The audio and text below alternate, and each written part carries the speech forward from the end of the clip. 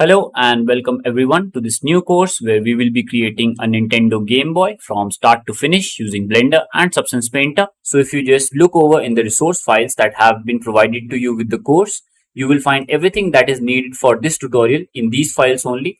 So let's just quickly open up this reference images folder. Here I have added like a bunch of different images that will help us in creating the model. Mainly I will be using this reference image only for the exact measurement of the object that we are trying to create. But I still suggest you guys to look over the rest of the images from time to time to just get the proper feel of the object that we are trying to create. Like we have this one with the back side of the model, we have this with the front side, and we also have this particular image that has all the different views of the object. So yeah, you can definitely check these out to get the proper idea for the object. We also have the reference images for the small cartridges that we will be creating to add some extra detail to our object. So yeah, let's just begin now, and what we will do now is we will go back to Blender and let's just start by creating a new Blender file. So click on here and we are in new Blender file now. So what I will do is first I will just quickly turn on my screencast keys so that you can see every shortcut that I perform over here in the bottom left corner. So let's say I just selected this cube, press Shift plus D. You can see I duplicated it and used the Shift plus D command and it is appearing over here. Whatever I do will be showing up over here so that it is easier to follow me. So let's just press A to select everything and then just press delete. Alright, now what I want to do is I want to bring in this reference image, so this one, into Blender so that we can use it to create a model. So first what we need to do is we need to press 1. So basically this is the front view. This is the orthographic front view. You can see over here, this is the front side view. If you press 3, this will be the right view, 7 would be the top view, and 9 would be the bottom view.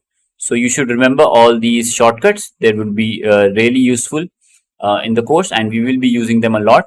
So 1 is for front, 3 is for right, and 7 is for top, and 9 is for bottom. This is on the number pad of your keyboard. One more thing, if you press 1, it will show you the front orthographic view, but if you press Ctrl plus 1, then it will show you the back side. Similarly, 3 is for right side and Ctrl plus 3 is for left side. Alright, so now that is clear, I will press 1 so that I can go back into the front view only. Now I will press Shift plus A to add a new object. Let's go over to image and we need to add a reference image. So now I will just head over to my tutorial directory over here, open up the reference images folder, and we need to just bring in this reference image. Alright, so as you can see, it is aligned with the front side view. If you press 1, you can view this image properly. If you press 3, you are viewing it from the right side. It is basically a 3D plane, so we cannot really see it from the right side, but if you press 1, you will be able to see the image. So just select the image, press G, then Y, and move it like this a little bit back so that it is not at the center of the scene, so that we can like just add objects over here and press 1, and you can see we can easily like match it with the reference image. If you enable this X-ray, we can easily see the object and a reference image and we can easily model everything that we want to according to it. Let's just press tab again to go out of the edit mode, select the cube, press delete. Alright, now what I will do is I will select the reference image again, press Shift plus D, duplicate this and make sure you hit Y to lock it on the Y axis like this. Let's place this back over here, somewhere around in the middle only. It does not have to be perfect. Then you can just press R to rotate it, and now make sure to press Z to lock it on the Z axis and then just type in 90. So I think you understand what I'm doing right now. I'm creating the reference image for the right side. So press G then X now and move it like this. So this way what will happen now is if I press 1, we can see the image from here, then we press 3 and we can see it over here also, so that we can model the right side of the model, and we will be worrying about the left side and the back side later on, but first we will be just modeling the front side and this right side. Alright, so now all that's left is to just select the images and let's do a couple of settings. What I will do is I will come over here in the object data properties and make sure to enable only axis aligned. So what this will do is it will make the image invisible. Let's just do it for both of them. And it will be only visible when you are actually in the particular axis that it is aligned to. So this is currently aligned to like the front axis, or we can say the y axis. So if you press 1 now, you can see you can now view the image, and if you press 3 you can view this right side image. But as soon as you move out of the axis, they become invisible. So that is really helpful for us because it won't be like obstructing any view. Alright, so now we can finally start modeling our object. So press Shift plus A and let's just add a simple cube.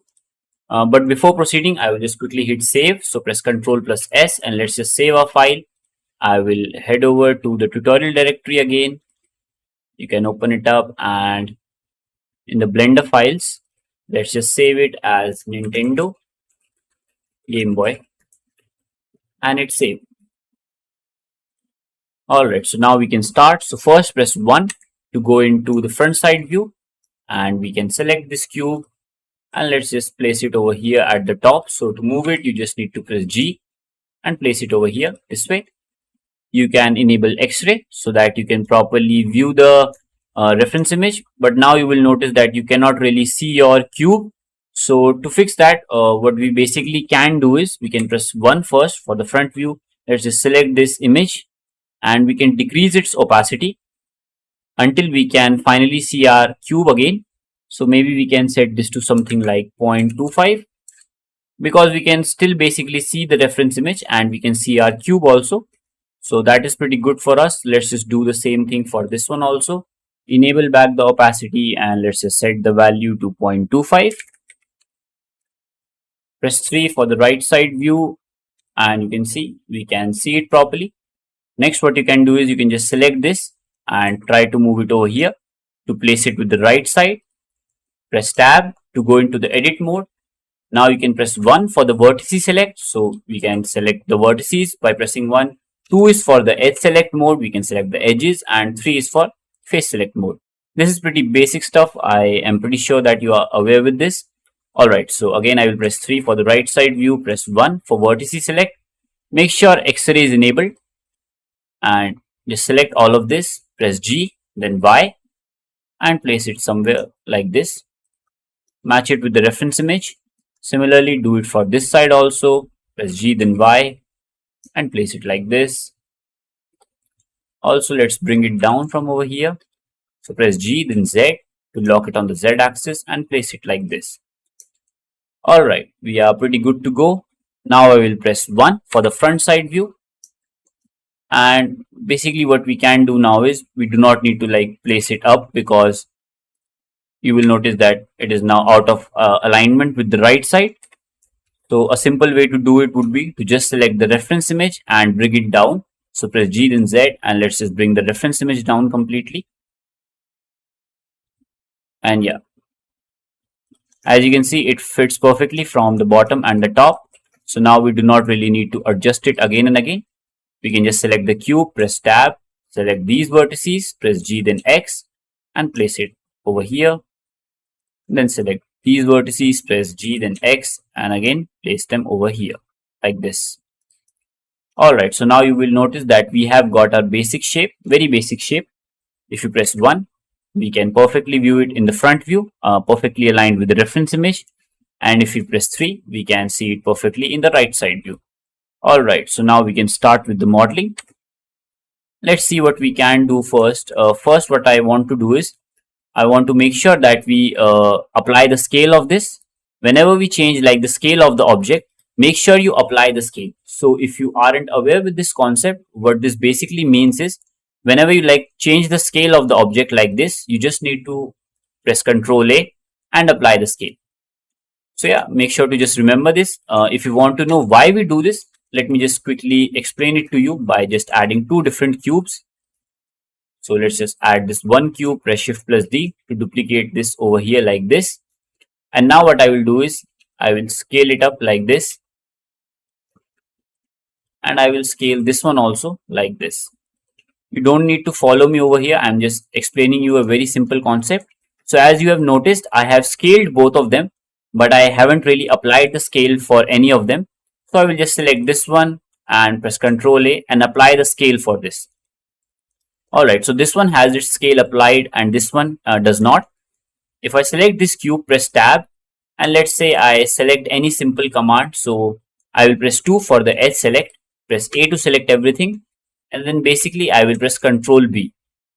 So Ctrl B is the beveling command, and you will notice the bevel is not really working properly. It has beveled in a very weird way. The bevel is like very stretched over here, and it is like very short over this edge, and overall the object looks very weird. But if I select this one, press tab, and let's just do the same thing. So press 2 for edge select, press A to select everything, and then if I press Ctrl plus B to bevel this one, you will see that the bevel is completely uniform and perfect. So this is what happens when you like apply the scale of object and you don't apply the scale. Things can get a little bit weird. So make sure whenever you change the scale of the object, you always press Ctrl A and then apply the scale. So yeah, if that's clear now, select this object, press Ctrl A, apply the scale. Also, what we can do is we can place its origin back at its center, because you can see it is kind of out of place. Origin is this yellow orange point. So go over to object, set origin, and origin to geometry. You can see now it is perfectly at center. Alright, enable back X-ray, and let's see, we can select this edge over here. So press 2 and select this edge. Press 1 again for front view, and now press Ctrl B to bevel this to create this sort of shape, this curved edge. And you can use your scroll wheel to like increase or decrease the number of segments. So increasing the segments will obviously increase the poly count, but it will also make your edge very smooth. So I think I will go with the higher number like 6, 7, 8 to make it just like very smooth, so that we don't have any kind of like low poly feel, because I don't want this to look bad. Yeah, I think that's pretty good. We can just hit right click and hit shade smooth. You will notice everything is looking kind of weird after shading smooth. So you can just come over here in the object data properties, in the normal section, make sure to enable auto smooth. So whenever you shade smooth anything, just make sure to enable auto smooth so that everything looks perfect. Alright, one more thing, I will come up over here and enable the cavity and the shadow. This basically enhances the look of your model, and it makes it a little bit easier to view all these edges. As you can see, if you disable this, the edges are not that visible, but if you enable this back again, the edges are pretty visible and they look good. So yeah, I just like to keep this on enabled. So yeah, these kind of things are like totally up to your personal preference if you want to enable them or not. I will just press 1, enable X-ray, and we can just continue modeling our object. You will notice that over here in the corner, the edges are all beveled and they are not like really sharp. So let's do that now. Press tab and select this edge, and this one. Press 1 for the front view. Zoom in on the reference image and just press Ctrl plus B and bevel it. Make sure to decrease the number of segments because it is a small bevel, so we don't want it to be too much. Alright, that's perfect in my opinion. And you can see the object or our model looks pretty good from the reference image. Let's just hit shade smooth again and enable auto smooth. Make sure that you keep on hitting Ctrl plus S to save your files so that none of your data is lost. Alright, so now let's keep on moving further. I will select this and let's just add a bevel modifier to this to smoothen out the rest of the edges. So I will add a bevel modifier, and also when we will use the Boolean modifier, it will work very well with the bevel modifier. So that's why we can add this modifier, and you can now reduce the bevel amount to your liking. We can like control it with this option over here. So maybe something like this is pretty good for now. We can obviously always change it later on. Come over here in the shading tab and we can enable harden normals from over here. Make sure that auto smooth is also enabled. If you disable auto smooth, then it won't work like properly and give you weird results. So yeah, make sure auto smooth is enabled, and we can enable harden normals from over here. And we basically have the base shape of our model. We can hit save, and I think this is pretty much enough for this lecture. We will continue refining our shape and give it more details, like we will be using the Boolean modifiers to create all these like different types of cutouts into our model. So yeah, we will continue modeling it in the upcoming lectures. So thank you guys for watching. I will see you in the next one.